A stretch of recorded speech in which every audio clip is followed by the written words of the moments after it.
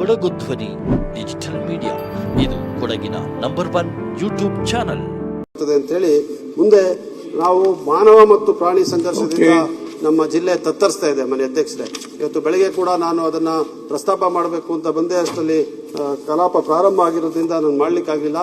ಇವತ್ತು ಬೆಳಗ್ಗೆ ಸಿದ್ದಾಪುರದಲ್ಲಿ ಒಬ್ಬ ಬೆಳೆಗಾರ ಆನೆ ತುಳಿತಕ್ಕೆ ಸಾವನ್ನ ಒಳಗಾಪಿದ್ದಾನೆ. ಮೊನ್ನೆ ಕುಶಾಲನಗರದಲ್ಲಿ ಅಂದ್ರೆ ಮಡಿಕೇರಿ ಕ್ಷೇತ್ರದಲ್ಲಿ ಕುಶಾಲನಗರ ಸೋಮವಾರಪೇಟೆ ಬಳಿ ಒಬ್ಬ ಮಹಿಳೆ ಸಾವಿಗೀಡೇರಿದ್ದಾಳೆ. ಹೋದ ವಾರ ಬೆಟ್ಟತೂರಿನಲ್ಲಿ ಮದೆನಾಡು ಅದು ವಿರೇಜಪಾಟೆ ಕ್ಷೇತ್ರದಲ್ಲಿ ಒಂದು 19 ವರ್ಷದ ಹೆಣ್ಮಗಳು, ಅವಳು ಕೂಡ ಆನೆ ತುಳಿತಕ್ಕೆ ಒಳಗಾಗಿ ಸಾವನ್ನಪ್ಪಿದ್ದಾಳೆ.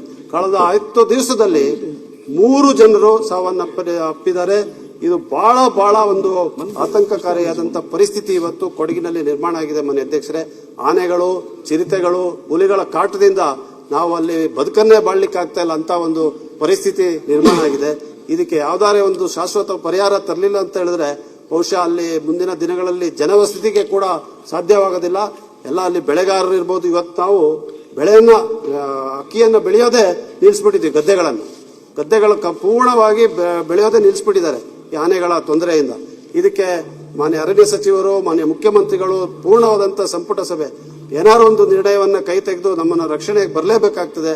ಇಲ್ಲಾಂದ್ರೆ ಇಲ್ಲಿ ಜನ ಕಾನೂನನ್ನ ಅವ್ರ ಕೈಗೆ ತಗೊಂಡ್ರು ಕೂಡ ನಾವು ತಪ್ಪು ಅಂತ ಹೇಳಕ್ಕಾಗಲ್ಲ. ಆ ಒಂದು ಪರಿಸ್ಥಿತಿ ಅಲ್ಲಿ ನಿರ್ಮಾಣ ಆಗಿದೆ. ಅದನ್ನು ದಯವಿಟ್ಟು ತಾವು ಗಮನ ಹರಿಸಬೇಕು, ಸರ್ಕಾರ ಗಮನ ಹರಿಸಬೇಕು. ಮಾನ್ಯ ಮುಖ್ಯಮಂತ್ರಿಗಳು ಇಲ್ಲಿದ್ದಾರೆ, ಅವರಲ್ಲಿ ನಾನು ಕಳಕಳೆಯಿಂದ ಕೈ ಮುಗಿದು ಪ್ರಾರ್ಥನೆ ಮಾಡ್ಕೊಳ್ತಾ ಇದ್ದೀನಿ. ಜನರ ಬದುಕು ಇವತ್ತು ಸಂಕಷ್ಟದಲ್ಲಿದೆ. ಒಂದು ಮಾನವ ಮತ್ತು ಪ್ರಾಣಿಯ ಸಂಘರ್ಷದಿಂದ ದಯವಿಟ್ಟು ಇದನ್ನ ಬಗೆಹರಿಸಲಿಕ್ಕೆ ವೈಜ್ಞಾನಿಕವಾದಂತ ಒಂದು ಕ್ರಮವನ್ನ ನಮ್ಮ ಸರ್ಕಾರ ಜಾರಿಗೆ ತಂದು ಜನರ ರಕ್ಷಣೆಗೆ ಮುಂದಾಗಬೇಕು ಅಂತೇಳಿ ನಾನು ಇವತ್ತು ಕೇಳ್ಕೊಳ್ತಾ ಇದ್ದೀನಿ. ಆದರೆ ಬಜೆಟ್ನಲ್ಲಿ ಈ ಮಾನವ ಪ್ರಾಣಿ ಸಂಘರ್ಷವನ್ನು ಕಡಿಮೆ ಮಾಡುವ ಉದ್ದೇಶದಿಂದ 1500 ಕೋಟಿ ರೂಪಾಯಿ ವೆಚ್ಚದಲ್ಲಿ ವಿವಿಧ ಕಾಮಗಾರಿಗಳನ್ನು ಕೈಗೊಳ್ಳುವುದು ಅಂತೇಳಿ ಘೋಷಣೆ ಮಾಡಿದ್ದಾರೆ. ಇದರಲ್ಲಿ ದೊಡ್ಡ ಪಾಲನ್ನ ನಮ್ಮ ಕೊಡಗು ಜಿಲ್ಲೆಗೆ ಕೊಟ್ಟು ನಮ್ಮ ರಕ್ಷಣೆಗೆ ತಾವು ಮುಂದಾಗಿ ಅಂತೇಳಿ ಕೇಳ್ಕೊಳ್ತಾ ಇದ್ದೀನಿ. ಪ್ರತಿ ವರ್ಷ ಪ್ರಸಕ್ತ ಸಾಲಿನಲ್ಲಿ 270 ಕೋಟಿ, ಇದಕ್ಕಿಂತ ಹೆಚ್ಚು ಸಪ್ಲಿಮೆಂಟರಿ ಬಜೆಟ್ನಲ್ಲಿ ತಾವು ಘೋಷಣೆ ಮಾಡಬೇಕು ಅಂತೇಳಿ ನಾನು ಮಾನ್ಯ ಮುಖ್ಯಮಂತ್ರಿಗಳಲ್ಲಿ ಕೋರ್ಕೊಳ್ತಾ ಇದ್ದೀನಿ. ನಮ್ಮ ಸಾರಿಗೆ ವ್ಯವಸ್ಥೆ ಇವತ್ತು ಸಾರಿಗೆ 2025-26ರಲ್ಲೂ ಕೂಡ ಬಸ್ಗಳನ್ನು ಖರೀದಿ ಮಾಡಿದ್ದಾರೆ. ಎಲೆಕ್ಟ್ರಿಕ್ ಬಸ್ ಅನ್ನ ಮತ್ತು ಡೀಸೆಲ್ ಬಸ್ಗಳನ್ನ ಮುಂದಿನ ಸಾಲಿನಲ್ಲಿ 1000 ಡೀಸೆಲ್ ಬಸ್ಗಳನ್ನ ಖರೀದಿ ಮಾಡುವಂತ ಒಂದು ಬಹಳ ಉತ್ತಮ ಘೋಷಣೆಯನ್ನು ಕೂಡ ಮಾಡಿದ್ದಾರೆ.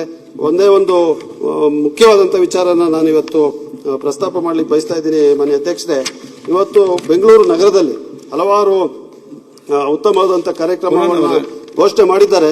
ನಾನು ಅದನ್ನ ಹೇಳಲಿಕ್ಕೆ ಅದೆಲ್ಲವನ್ನು ಕೂಡ ನಾನು ಓದ್ಲಿಕ್ಕೆ ಹೋಗಲ್ಲ. ಆದರೆ ಮೆಟ್ರೋ ವಿಚಾರದಲ್ಲಿ ಯಾಕಂದ್ರೆ ಬಹಳ ಚರ್ಚೆ, ಬಹಳಷ್ಟು ಹೋರಾಟ, ಮೆಟ್ರೋನಲ್ಲಿ ಓಡಾಡೋದು, ಫೋಟೋ ಹಾಕೊಳ್ಳೋದು, ಯಾವಾಗ ದರ ಏರಿಕೆ ಆಯಿತು, ಇದು ಯಾರು ಅಂತ ಹೇಳೋದು, ಯಾರು ದರ ಏರಿಕೆಗೆ ಕಾರಣಕರ್ತರು ಅಂತೇಳಿ ಬಹಳ ದೊಡ್ಡ ರಾಜಕೀಯ ಹೋರಾಟನೇ ನಡೆದು